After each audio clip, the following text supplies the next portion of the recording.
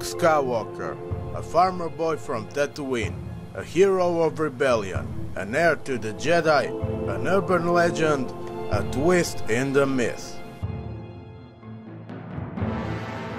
Luke is a smart man. Despite having no one alive from the Order, he picked up pieces, put them together and studied them to a master degree.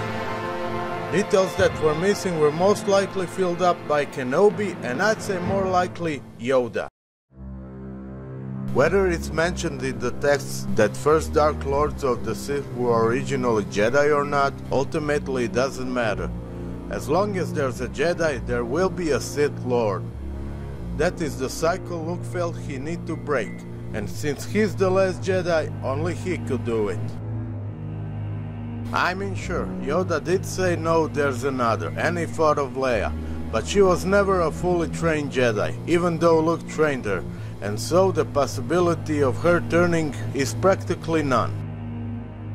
Yoda has told him about Emperor being Darth Sidious, about Anakin's turn to the dark side, becoming Vader, and he probably told him all of the orders and his mistakes. I doubt Kenobi would cut the crap just like that. However, ironically, there is even bigger lesson to be learned from him. A certain point of view. This topic spins all over The Last Jedi. At first, I was greatly disappointed with the scene where Luke tries to murder Ben with a sinister psychotic stare in his eyes. But that was the point. That's how Ben saw it. Especially when, as he said, Snoke already turned his heart. The truth is the last scene where Luke stopped, but unfortunately it was too late. The irony of this is that even if it didn't happen, it would still end the same, if not even the worse. There is no conversation or persuasion that would flip someone who already turned to the dark side. In the third lesson to Rey, there's another point of view, and the hardest one. The futility. If you save someone now, will you be able to save them sometime again? It's about understanding and the acceptance of the outcome. Which lead us to, why did Luke go away when he knew that Snoke would rule and Ben rise in the dark as Kylo Ren? Because he believed that nothing could be worse than Lords of the Sith. True enough, we haven't seen any worse in canon so far, so it has some merit.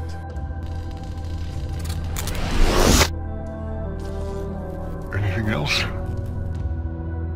As Rey talks to him, Luke struggles. As she says to him all the counter-arguments, he feels like, no, no, no, you can't do this to me. I've spent years, I went through all those battles. I already made my mind. It's a hard situation, like saying goes, damned if you do, damned if you don't. We can discuss all we want about his choices and actions, but somehow we'll always end up at the same point. The failure. It is the greatest theme in The Last Jedi. Say what you want about the movie, but that scene where Luke, bruised and scarred, sits with Yoda in silence in front of a burning Jedi tree is a pure iconic moment. It captured the essence of this lesson and contains the perfect sentence. The greatest teacher, failure is.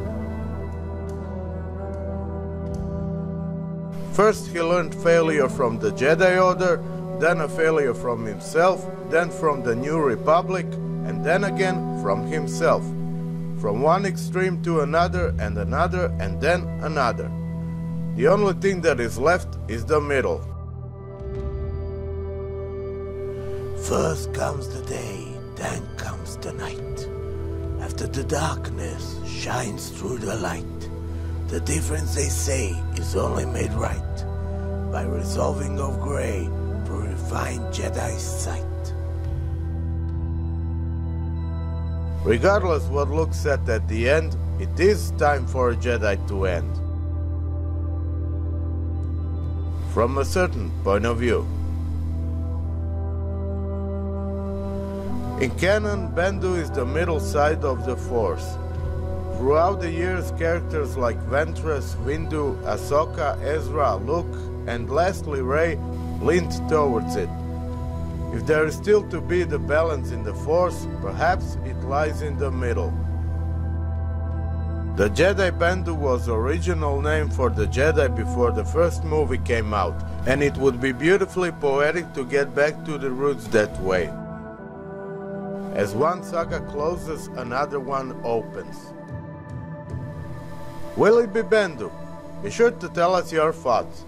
Thank you for watching. Until next time, keep it up to the core.